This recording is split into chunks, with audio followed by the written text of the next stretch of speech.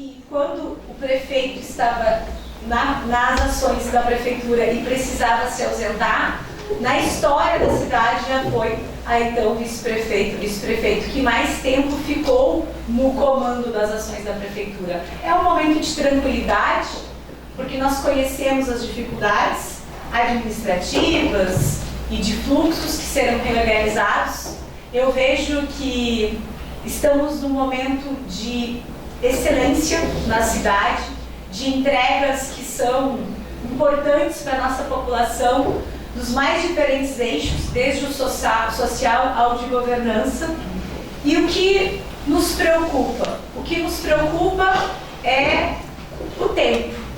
Temos prazos para fazer entregas importantes para a nossa comunidade, mas não temos pressa em fazer ações que não tenham a organização e a constância que a cidade merece. Então, para iniciar a minha fala, eu acredito que tenha respondido também a pergunta da acústica, se é isso que eu tenho para colocar aos senhores.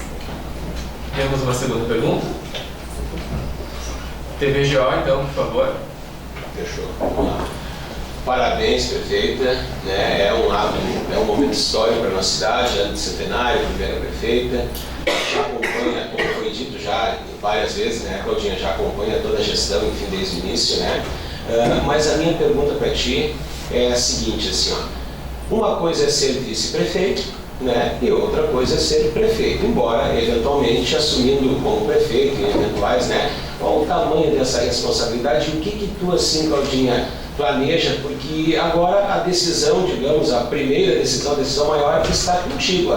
Aquela caneta forte que a gente costuma dizer, né? Agora está contigo. O que tu tem, assim, como nesse início já, mudanças ou situações que está pensando que tu talvez quisesse fazer, mas por algum motivo não tinha como fazer naquele momento, pelo cargo, talvez pelo tempo, pelo momento, por várias coisas. Eu gostaria de ouvir um pouquinho de ti sobre essa situação que passa a ser, a partir de agora, contigo. Obrigada pela pergunta, Mário, TVGO. Nós estamos vivendo, como tu reforçaste, um momento que é de fazer a história viva da nossa cidade, e um dos sentimentos mais fortes que me define nesse momento, e ele é sem vaidade alguma, é o de orgulho. Orgulho de poder liderar a nossa prefeitura, o nosso município nesse marco do centenário da cidade. E a responsabilidade, o compromisso assumido, ele é muito mais forte. Por mais, como também disse, que eu fosse uma vice-prefeita atuante e com uma excelente parceria e alinhamento com o Marcelo, a decisão final ela é do prefeito. Mas também nós tínhamos muitas divisões e trocávamos muitas ideias em conjunto também com os nossos secretários, com os vereadores, porque ninguém lidera e coordena uma cidade sozinho. E eu acredito nisso, que a gente não lidera sozinho. A gente vai seguir com um diálogo constante com a nossa população, com os nossos secretários de governo. Nós não vamos alterar alguma secretaria, a gestão dessa secretaria. A gente montou juntos esse time do primeiro escalão e eu confio no trabalho, na postura, na conduta dos nossos secretários. A forma de fluxos, ela altera, porque mudou o técnico, se a gente estivesse falando lá do futebol, né? Então, estamos com o campeonato tá acontecendo, mudou o técnico, mas é um time vencedor, é um time de entregas, é um time de conquistas, é um time que representa uma cidade vibrante, uma cidade que está em pleno desenvolvimento. E com isso, o que está acontecendo agora? A bola foi colocada no centro do campo novamente e com as novas diretrizes desse técnico. Fazendo essa analogia como uma colorada que anda um pouco preocupada aí com o seu time, né, nesse momento. Mas o que vai pautar a diretriz inicial da nossa gestão neste momento? São os 3 pilares que eu considero fundamentais para a cidade, que é a prosperidade, com foco no desenvolvimento do nosso município, que é um município fundamental na economia do estado do Rio Grande do Sul e que é um município que está centrado e pauta várias ações também para os municípios da região. A proteção ela é o cuidado com as pessoas, o cuidado com as crianças, mantendo o nosso comitê vivo das nossas crianças, a cidade amiga da criança. A proteção, ela é para as nossas famílias, ela é visando a questão das violências que ainda existem contra as mulheres, fortalecendo as redes das mais variadas áreas, das pessoas com deficiência, dos idosos, para que a gente tenha uma cidade mais humana, mais inclusiva, mais acolhedora, e a modernidade. Porque se nós não focarmos na modernidade, que é o futuro, e esse futuro começa pensado agora, a gente não vai ter perspectivas e esperança para poder melhorar. Nós temos muitas entregas e ações e seguimos com muitas obras a todo vapor, mas nós sabemos de dificuldades que enfrentamos e desafios como em qualquer gestão que a gente precisa avançar para entregar, para fazer o melhor, para chegar nas pessoas, para cuidar da nossa cidade. Então, prosperidade, proteção e modernidade são as palavras que nos conduzem nestes próximos, pelo menos, 100 dias. Posso fazer mais uma? Claro. Prefeita, uma questão que preocupa bastante, eu acho, a nossa população e as cidades vizinhas, é que, de acordo com o que todos nós estávamos acompanhando na imprensa, né, nós tínhamos uma situação, para mim, pelo menos, eu acho que para todo mundo, muito bem definida com a questão da CMPC na Barra do Ribeiro, né? E nesses últimos, aí, vamos botar 15, 20, talvez, meses ali, surgiu essa situação. Então, primeiro, aquela notícia de manchete, né, pode ser que não tenha mais, o Ministério Público isso, o Ministério Público aquilo. Óbvio que o projeto está na cidade de Barra do Ribeiro, mas a gente também entende que nós somos talvez a cidade mais beneficiada por sermos um pouco maior, por podermos dar aquele amparo que a Barra do Ribeiro talvez não tenha em função de tamanho, de população, enfim. Como a Prefeitura de Guaíba está cuidando disso, ajudando nisso, auxiliando, embora é um processo gigante com o governo do Estado, federal, enfim, mas de que maneira a Prefeitura, e agora no caso a Prefeita, vê isso nesse momento aqui na nossa cidade, por ser um investimento gigante e de tamanha importância para a nossa cidade? Excelente o teu questionamento. Nós temos até na nossa programação um pronunciamento oficial aqui da Prefeitura que vai sair nos próximos dias quanto a isso, porque nós passamos por um processo de desenvolvimento econômico sustentável há pouco tempo atrás. Eu estava vereadora naquele período, acompanhei também de perto, que foi com o Guaíba 2 da CMPC, com a expansão da fábrica em Guaíba. E agora a gente tem essa projeção de um maior investimento econômico da América Latina, não estamos nem falando de estado ou do nosso país, escolhido para ser aqui na cidade filha, né, de Guaíba, que é Barra do Ribeiro, e uma cidade que está tão próxima a nós e com a expertise que criamos lá atrás para ver os desafios que tem também de estar com uma grande obra no seu município, sabemos da nossa importância nesse processo e o que isso significa para a nossa economia, pensando de forma também presente, não só quando a fábrica estiver pronta, porque a cada novo processo do projeto Natureza, da CMPC e dessa nova fábrica em Barra do Ribeiro, nós temos um número maior de pessoas contratadas direta e indiretamente para a construção da obra e depois que vão residir neste entorno, né? Barra do Ribeiro, Guaíba, Eldorado do Sul e cidades vizinhas. O processo que nesse momento fez com que tudo ficasse paralisado e que a CMPC não conseguisse dar continuidade no seu cronograma, ele foi colocado pela questão da FUNAI, a questão indígena, junto ao Ministério Público Federal. A FEPAM está agora tendo um prazo para fazer o seu pronunciamento frente a todas as documentações que foram novamente enviadas pela empresa. Eles tinham um prazo para dar essa posição enquanto realizávamos o Guaíba Regeneration Summit. Naquela sexta-feira era o prazo que a FEPAM tinha então para se pronunciar, pediram um prazo maior que está tramitando, mas as forças políticas do Estado, as quais nós aqui nos inserimos, estão num movimento forte, inclusive pedindo este auxílio ao governo federal para que se sensibilize e entenda que isso é algo muito positivo para as comunidades E para a comunidade que está assistindo entender, o ponto é que tem contrapartidas sociais que a empresa precisa fazer quando tem certas obras. E essas contrapartidas, no projeto da empresa, ficariam para as áreas indígenas da nossa região.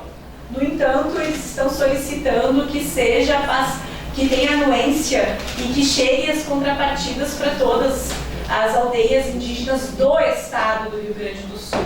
E isso é algo que não tem sentido, porque não serão impactadas pela empresa que está aqui na região sul. A região sul do estado, que por questões logísticas já é uma região prejudicada muitas vezes em novos empreendimentos de grande porte, e que tem nessa nova fábrica da CMPC uma grande oportunidade de crescimento em várias áreas, inclusive, e bem importante, o da nossa economia. E pode passar. Vamos passar então para a TV Network. Se eu fizer alguma resposta que não fique correndo, vocês podem pedir que eu explique novamente, que não tem problema.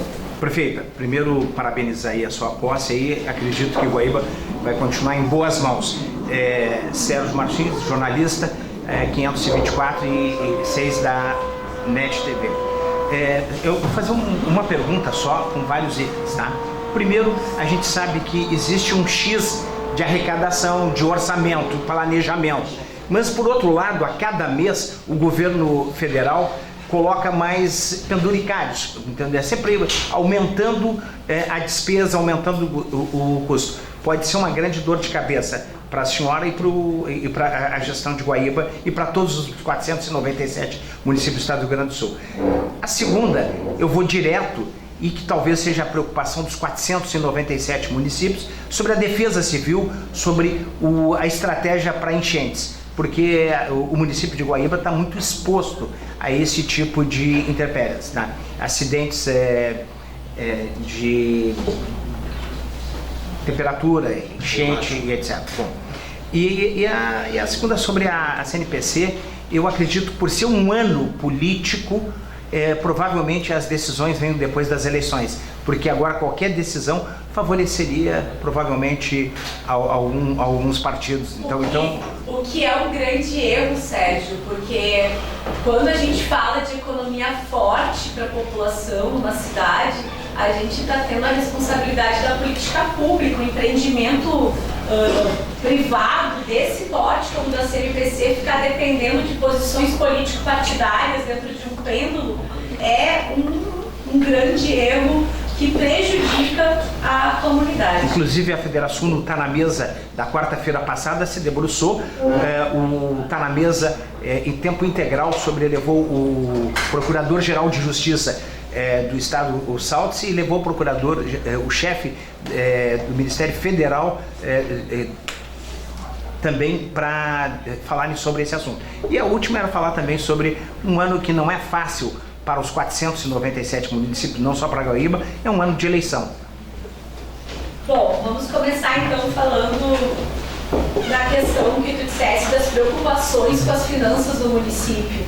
Nós temos um compromisso com a nossa cidade, com a população, com os nossos servidores públicos. Eu sou servidora pública estadual, então isso também é algo que fortalece e me potencializa para ter esse cuidado, que é com a responsabilidade fiscal.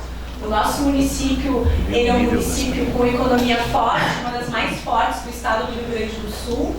Temos que rever os nossos planejamentos de como vamos investir aquilo que arrecadamos para poder seguir fazendo as entregas que são significativas para a nossa comunidade, e já estamos nos preparando há alguns meses para essa mudança que vem lá em 2033 com a nova reforma tributária, visto que na nossa cidade, lá a partir de 33, vai ter uma queda de arrecadação por ICMS, mas nós conseguimos suprir isso fazendo receita com a questão dos serviços. Por isso, fortalecemos o nosso turismo, as atividades culturais, os eventos de grande porte, a revitalização da nossa orla, para que a gente tenha serviços, atividades prazerosas para visitantes e turistas fazerem na cidade, assim como para os guaibenses poderem usufruir e a nossa economia seguir sendo uma economia forte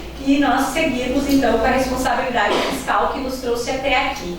Nosso município, com a nossa gestão, adotou medidas diferenciadas para pagamento de fornecedores, os nossos fornecedores são pagos em dia, os nossos servidores também, e isso tudo, então, para tranquilizar a todos, trazendo muita calma e equilíbrio na minha fala, é algo que vai seguir sendo conduzido dessa forma, planejamento, lupa em cada centavo que a gente vier arrecadar, é lupa em cada centavo que a gente arrecadar para investir na melhor forma.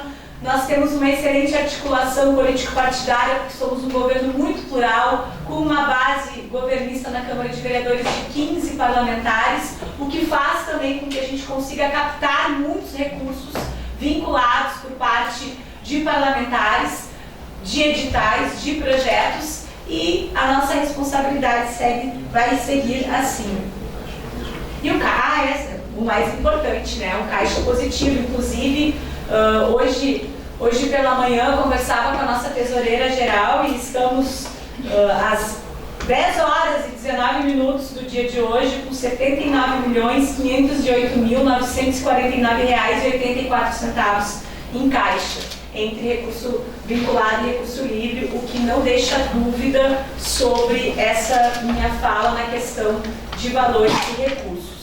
A segunda pergunta foi referente à preocupação com a defesa civil e futuras possibilidades de eventos climáticos. O nosso município foi um case estadual de organização pelo seu comando de sistema de incidentes, na época da enchente, organizando e mobilizando todas as forças vivas da cidade para que mantivéssemos a segurança, os serviços reestabelecidos. E essa experiência que nós carregamos na época da enchente, ela faz com que, posterior aos episódios, a gente siga nessa organização intersetorial. Nós temos um grupo de mobilização que conversa semanalmente, em que nós temos várias instituições que são de fora da prefeitura, como Polícia Civil, Brigada Militar, Bombeiros, Equatorial, Corsã, e tudo isso faz com que a gente consiga sempre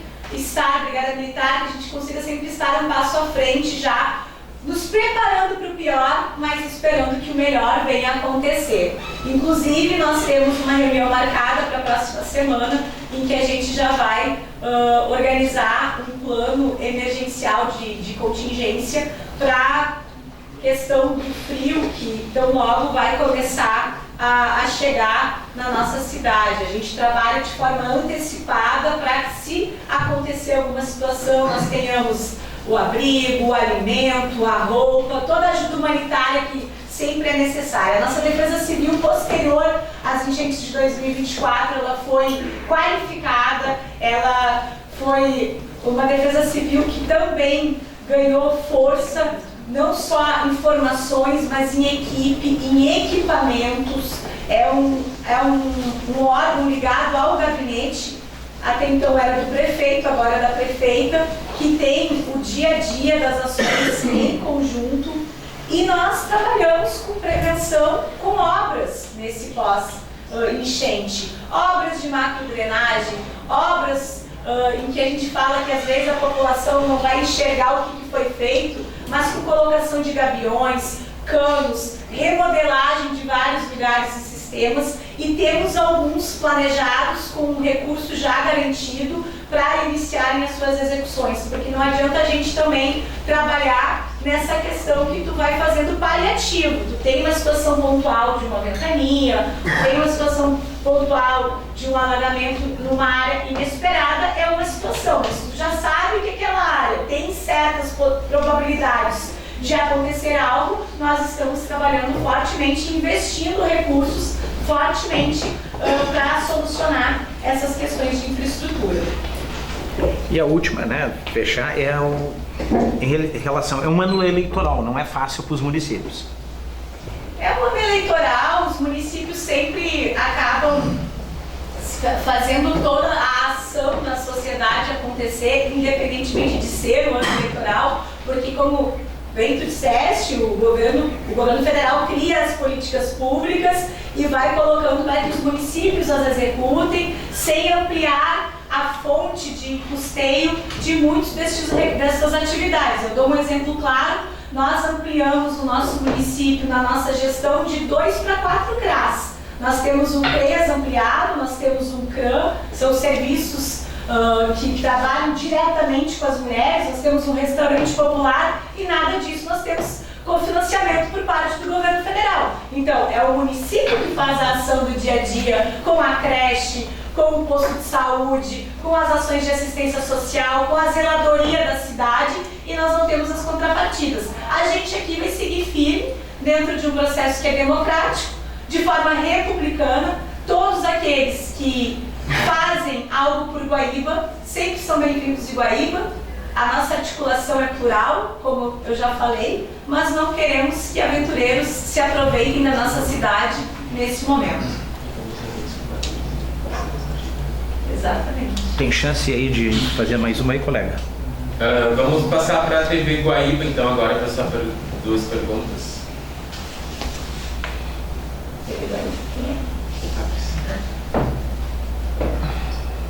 No primeiro momento, bom dia, quero dar os parabéns.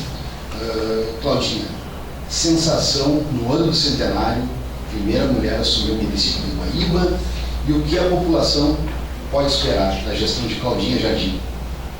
Gente, eu vou ter que abrir uma questão pessoal aqui para vocês na coletiva, porque essa pergunta vem do Fábio, que é um ex-aluno meu, quando criança. Não estou falando nem de ensino médio. Então, é para vocês verem a importância que tem esse momento na vida da gente que é guaibense. Eu sei muito bem da minha essência, da onde eu vim. Eu fui criada por um pai que tinha um comércio, meu pai já é falecido. Eu fui criada na beira de um balcão de um bar, lá no Coelhão. Muitos me conhecem desde criança, sou apaixonada pela nossa cidade. Não me vejo em outro lugar. Sou alguém assim muito entusiasta do que essa cidade ainda tem para oferecer e aquilo que a gente ainda pode construir. Minha mãe sempre foi alguém que me incentivou muito a estudar e atrás dos meus sonhos. Meu primeiro sonho era ser professora. Com 14 anos eu entrei no magistério, no Gomes Jardim. Com 18 anos eu passei no meu primeiro concurso público e comecei a trabalhar como servidora pública, que também era um sonho, né? Servir então a comunidade. E desde 2010, quando eu ingressei na vida político-partidária, eu coloquei e colocava para as pessoas que um dia eu seria a prefeita da cidade, a cidade que eu nasci, a cidade que a minha família hoje, sou da quinta geração de Gomes Jardim, mas tem, né, essa veia forte de fazer com que a justiça, com que os ideais de liberdade, de solidariedade sigam firmes. Então as expectativas são as melhores possíveis, o coração está cheio de esperança, os desafios vão acontecer, diferente do que acontecia comigo e com o Marcelo, e ele falou isso em alguns momentos. Ele tinha a Claudinha para trocar uma ideia, para conversar. Eu não terei uma Claudinha, mas eu acredito que em cada cidadão da cidade, cada secretário, cada vereador, cada liderança, cada pessoa que ama a Guaíba e quer ver essa cidade crescer, eu vou ter um pouquinho de um vice-prefeito, uma vice-prefeita, que com as suas ideias vai agregar para a gente fazer o melhor para a cidade. Então, é realmente algo muito especial, que eu acredito também, como cristã, quero tempo para estar acontecendo e que tenho certeza que todos os dias eu vou estar aqui para dar o meu melhor para a nossa comunidade. Todos os dias eu vou dar o meu melhor, tentando honrar muito essa parte histórica da cidade, que é estar conduzindo o município no ano do seu centenário e sendo a primeira mulher. Também sei da importância que é por ser a primeira mulher e o que isso pode impactar nos sonhos das futuras gerações. É uma responsabilidade redobrada. Talvez se fosse um vice-prefeito homem, não teria tantas responsabilidades pela questão do gênero, porque até então seria o natural. E as mulheres, uma mulher que é mãe, eu sou mãe de 5 filhos meninos, eu sou mãe atípica, sou moradora da cidade, prof, então eu venho com um olhar também de cuidado, que sempre me acompanhou ao longo da minha trajetória e que não é agora que vai mudar. Boa 24 horas. Olá, bom dia. Parabéns, Claudinha. Eu, como mulher, fico muito feliz, né, em termos uma mulher na gestão. Tu poderia citar pra gente 3 prioridades que são imediatas agora na tua gestão? Com certeza, obrigada pela pergunta. A Boa 24 horas também, bom dia. Nós estamos vivendo agora os 100 dias, oficialmente, eu estava prefeita em exercício desde sábado, oficialmente ontem também posse pela Câmara de Vereadores. E o cuidado, quando a gente fala de cuidado com as pessoas, ele tem que ter em paralelo a organização da cidade. Então é zeladoria forte. A zeladoria é forte e a gente vê aqueles pequenos detalhes que às vezes na nossa rotina tão intensa, diária, a gente não percebe.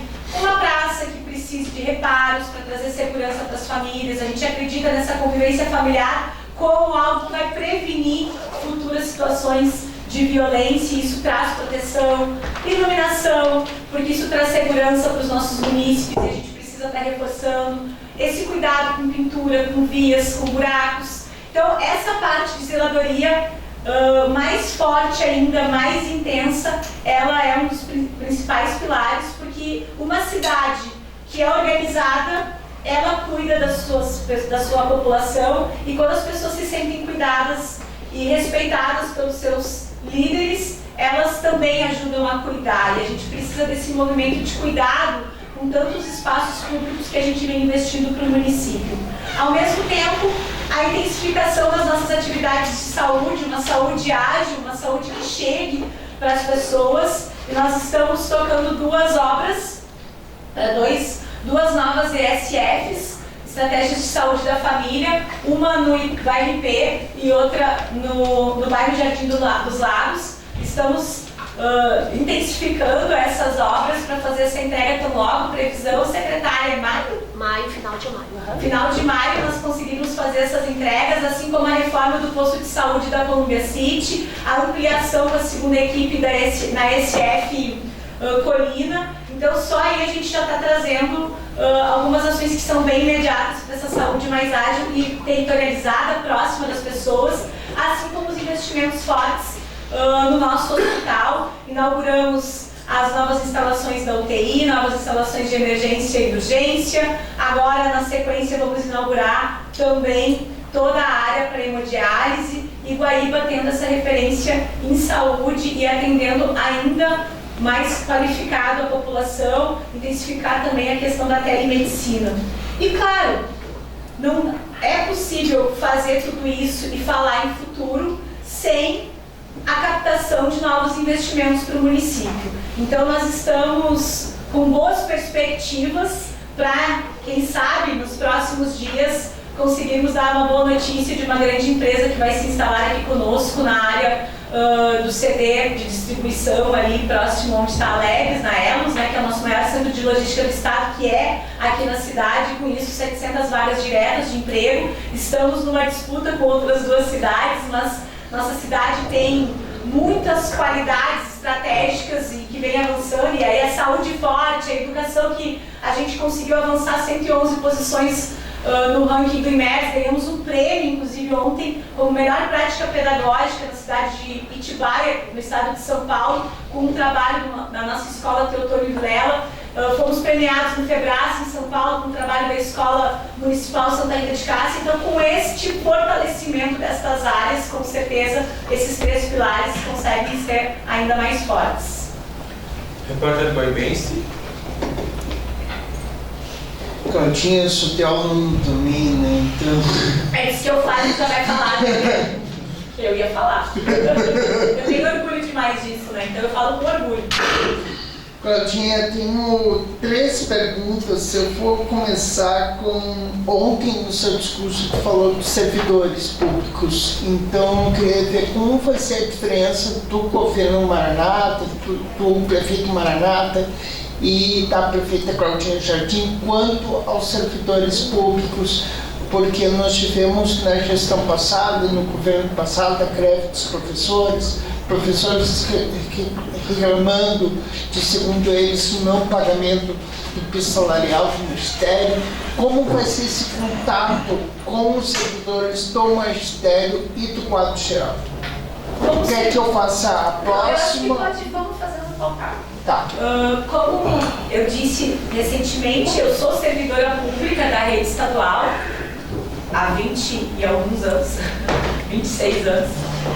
Mas, voltando à pergunta, na verdade não é uma diferença ao governo Maranata. Eu sou parte do governo Maranata, né? Mas é uma complementação com a minha forma de conduzir, então, estando à frente do executivo.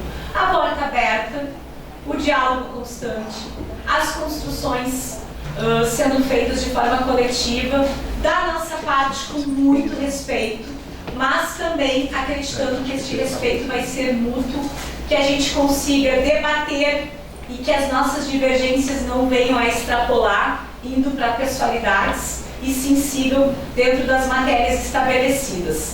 Nós estamos abertos para conversar, para escutar, para rever essas reivindicações, mas nós temos que ter, como eu disse, também a responsabilidade com a saúde financeira do nosso município.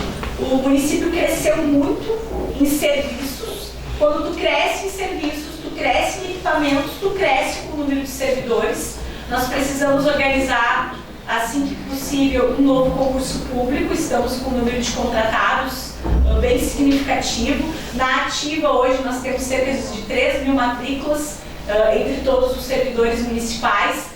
Isso é um volume considerável que, para uma folha que precisa estar viva, eu fui uma servidora pública que passou por um período de, por exemplo, salários atrasados, por irresponsabilidades de governos que não cuidaram das contas da cidade. Então nós temos que ter essa cautela, esse cuidado, como eu disse, essa lupa aos números da cidade. Mas tanto aos SPMG quanto ao Sindicato Geral dos Municipários, nós estamos aqui para conversar. Já estamos fazendo algumas tratativas com um grupo de trabalho junto ao Sindicato do Quadro Geral, uma questão de uma legislação que eles nos trouxeram, nacional. Mais uma vez, o governo federal faz as legislações e os municípios, né, sem consultas, têm que se manifestar. E em cima dessas conversas que a gente vai conseguir, então, ver o que é possível. Temos algumas ideias também. A gente sabe que valorização ao servidor, ela vem de várias formas, e a gente sempre trabalhou com muitas dessas formas. Implementamos a escola de gestão, somos abertos às qualificações e representações como os servidores nos trazem, formações, muitas formações e qualificações aos servidores. A questão de estrutura nos ambientes de trabalho, equipamentos, que desde que chegamos, muitas vezes desde um uniforme, um veículo, um computador, uma mesa que tenha uma estrutura mínima para que o servidor venha desenvolver o seu trabalho, e o ambiente harmonioso, qualificado, ele também é valorização desse quadro. Ontem mesmo me reuni com 4 servidores de carreira do município, que eu entendo serem pessoas em espaços-chave aqui da cidade, que são um braço de um prefeito e de uma prefeita, que é coordenação de orçamento, contador geral do município, tesoureira geral do município, contador geral do município e coordenador de recursos humanos. São servidores de carreira que ontem já estavam conversando comigo, porque chamei eles para conversar. Teremos reuniões semanais, teremos uma comissão de governança, um comitê de governança que vai também fazer reuniões estratégicas de planejamento, e tudo isso vai impactar nessa nossa relação com o servidor público, que é que faz o serviço acontecer lá na ponta, que precisa estar bem, precisa estar feliz no seu ambiente de trabalho. A gente quer também seguir qualificando alguns espaços, como, por exemplo, colocamos na Secretaria de Educação um psicólogo para fazer os atendimentos aos colaboradores da educação, profissionais da educação. A gente quer ampliar tudo isso, qualificar os espaços da própria Secretaria de Administração e Gestão de Pessoas. Mas aí eu preciso destes 100 dias iniciais para ir também buscando algumas informações, algumas demandas que estão represadas e a gente ir construindo os caminhos para seguir com a boa administração que a gente vem fazendo. Sim. Outra pergunta, Guaíba registrou o primeiro feminicídio do Estado neste ano, né? Então eu queria saber quais as propostas, o que Guaíba está fazendo e o que Guaíba vai fazer no combate à violência contra a mulher. Nós somos um município que tem uma rede muito estabelecida quanto à violência contra as mulheres. Nós temos legislações, inclusive municipais, que não são apenas de papel, que acontecem diariamente levando informação para as pessoas, para que, com base na informação, elas consigam acessar os serviços. Estávamos há 3 anos sem nenhum feminicídio no nosso município. Infelizmente, o primeiro feminicídio do ano aconteceu na nossa cidade. A vítima era alguém que em nenhum momento estava dentro dessa rede de proteção. Fizemos de imediato várias verificações intersetoriais para ver se havia alguma possibilidade, porque poderíamos ter falhado também para poder rever os nossos fluxos de atendimento, mas não ocorreu. Nós temos hoje o CRAM, que é o Centro de Referência e Atendimento à Mulher. No nosso primeiro mandato, quando criamos, ele era ligado à Secretaria de Assistência Social. No segundo mandato, já ligado, então, à Secretaria da Mulher. Somos um dos poucos municípios do estado, são menos de 15 municípios, que tem uma secretaria específica em que a mulher é protagonista. Nossa Secretaria da Mulher, Políticas Públicas para Mulheres, Direitos Humanos e Cidadania. Nós também criamos, tão logo, isso foi em janeiro, né, aconteceu todo o fato que entristeceu e lutou a nossa cidade com esse feminicídio, um comitê intersetorial, inclusive eu estava prefeita em exercício naquela oportunidade, para fazer acompanhamento de casos, para fortalecer a qualificação e a formação para os nossos colaboradores. Nós temos um comitê também de enfrentamento, que é intersetorial, com instituições fora a prefeitura, que é de enfrentamento à violência contra crianças. É um número também forte e que acaba ficando ligado um ao outro, porque são traumas que a família passa e quem mais sofre é a criança. Com isso, nós estamos num momento que é mais delicado, porque as violências elas vão para as questões mentais, de desorganização familiar, de não só em famílias que tenham a situação econômica de vulnerabilidade. Nós temos equipes técnicas dentro do CRAM de pronto atendimento com toda essa rede, inclusive fortalecendo o trabalho da Polícia Civil, assim como temos o Centro Amanhecer, que é específico para as crianças vítimas de abuso infantil. Isso é respeito, isso é cuidado com as pessoas, porque é ter ambientes dignos que trazem encaminhamentos. Não basta a vítima de uma violência chegar até nós e receber o atendimento inicial do assistente social e do psicólogo. Ela tem que rever sua vida, precisa trabalhar, seus filhos, como estão organizados. E é com essa rede mais potente que a gente pretende seguir, então. Última pergunta, eu vou falar sobre patrimônio. Nós temos mercado público, tantos anos em estado, está fechado o mercado público, em estado como foi ser abandonado. Tem uma previsão de reforma daquele mercado público, e aí eu também, já que o secretário está aqui na minha frente, sobre o Museu Carlos Nobre, né, a previsão de reforma do Museu Carlos Nobre, e também vou ser maior ainda falando do nosso Matadouro São Geraldo, mesmo sendo de uma propriedade privada, é um patrimônio histórico da nossa cidade. Tem previsões para a reforma dos nossos patrimônios históricos? A nossa história é uma história de referência para todo o estado do Rio Grande do Sul, porque mesmo antes da emancipação de Guaíba, que dia 14 de outubro completa seus 100 anos, nós fomos o berço, então, da Revolução Farroupilha, onde saíram estes ideais que fazem com que a tradição do gaúcho seja forte e seja viva, né? A gente vive essa história todos os dias ali no sítio histórico, ao vivo e em cores. E é por meio dessa nossa riqueza histórica e cultural que nós vamos conseguir fortalecer a área de turismo do nosso município, pensando também a arrecadação, na economia forte que a gente precisa organizar ainda mais para as receitas da cidade. Na questão do mercado público, nós já estamos com, acredito, até as tintas compradas, né, meu secretário Rudy e secretário Isaac, para a gente fazer uma organização inicial. Nós temos um projeto futuro de ampliação da orla, que ele é um projeto macro.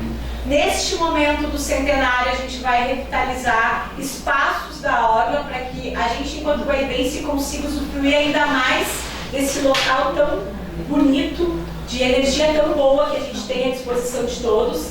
E nós somos, além de uma cidade centenária, uma cidade que de verdade coloca a criança como protagonista, uma cidade amiga da criança. Então, a gente vai dar uma cor para a nossa orla, e o mercado público é é o primeiro patrimônio da cidade que, quando chega alguém, por exemplo, de catamarã também se depara. Então, tão logo agora, nesse mês de abril ainda, nós vamos fazer um grafismo. Vai ser um grafismo que a gente vai organizar esse espaço da orla, começando pelo mercado público, passando pelo nosso centro popular de compras. O grafismo é arte e nós somos uma gestão que valoriza a arte e os artistas locais. Somos contrários a pichações e depredações dos nossos equipamentos imobiliários públicos, como em alguns momentos vem acontecendo, mas para essa arte a gente sabe que vai ser embelezada, assim como outras orientações que teremos para aquele espaço ali do Parque José Cláudio Machado, ali do Paço José Cláudio Machado, onde a gente vai fazer o nosso Brick da Beira. Queremos, em maio, lançar oficialmente naquele espaço Brick da Beira, e com isso também outras organizações que começam já ali na orla da cidade. Na questão do museu, a gente busca uma captação, o museu precisa ser restaurado, e esse restauro, ele acaba sendo um projeto com valor mais significativo. Nós já temos algumas pequenas atividades sendo organizadas lá no museu em questão a estrutura física, mas o restauro completo é um pouco ainda mais complexo. Porém, na questão da biblioteca pública, nós lançamos no dia do aniversário da biblioteca, agora dia 31 de março, a notícia de que será restaurado o prédio, que também é um prédio histórico-cultural. E o Saladeiro, a nossa gestão foi a que trouxe para o convívio da cidade. O Saladeiro São Geraldo, como é oficialmente chamado, mas por nós guaibenses, né, extraoficial matadouro da família Link. Quem é de Guaíba vai para o nosso dicionário do guaibense, né, essa expressão. Nós locamos o espaço e lá colocamos um projeto inicial com um avião alegre, já com uma praça infantil, uma cancha de bocha, pequenas atividades culturais e de lazer são realizadas lá aos finais de semana. Queremos agora abrir o parque durante os dias de semana também, com uma área agora organizada para piqueniques, caminhadas orientadas, em que as pessoas terão acesso a uma parte do próprio matadouro, né, nas ruínas ali do matadouro. É uma área protegida pelo IFAI, então qualquer tipo de intervenção, o projeto tem que ser encaminhado com antecedência, porque precisamos de autorização do IFAI para intervenções naquele espaço. E a gente vai então na sequência agregando outras atividades e quem sabe no futuro breve com uma notícia um pouco maior ainda no centenário para dar para os guaibenses. E a ilha? A ilha da... A Ilha da Pólvora Eu falei patrimônio, ilha é patrimônio. A ilha é uma responsabilidade do município de Guaíba. Nós queremos também poder utilizar aquele espaço que quem não conhece tem que ter oportunidade de conhecer, porque a história do Rio Grande do Sul, da nossa cidade que está ali, ela tem uma riqueza ambiental, histórica, cultural, que é imensa. É inexplicável o valor que tem isso.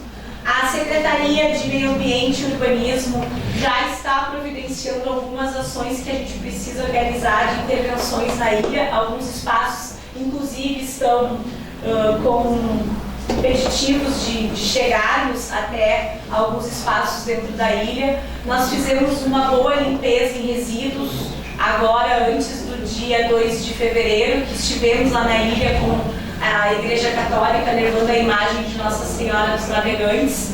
Então, algumas intervenções de limpeza nós já organizamos e buscamos alternativas com empreendedores que queiram também trazer passeios que no futuro a gente possa linkar até a ilha, que pode trabalhar educação ambiental, patrimonial e tantas outras riquezas e valores com aquele espaço que muitos guaibenses, assim como tinham um sonho de acessar o Saladeiro e não conseguiam realizar, conseguiram tão logo também chegar até a Ilha da Pólvora, a Ilha Pedras Brancas, a Ilha do Guaíba. Cada guaibense conhece por um jeito, mas é uma responsabilidade do município de Guaíba e pertence à nossa cidade. É patrimônio nosso.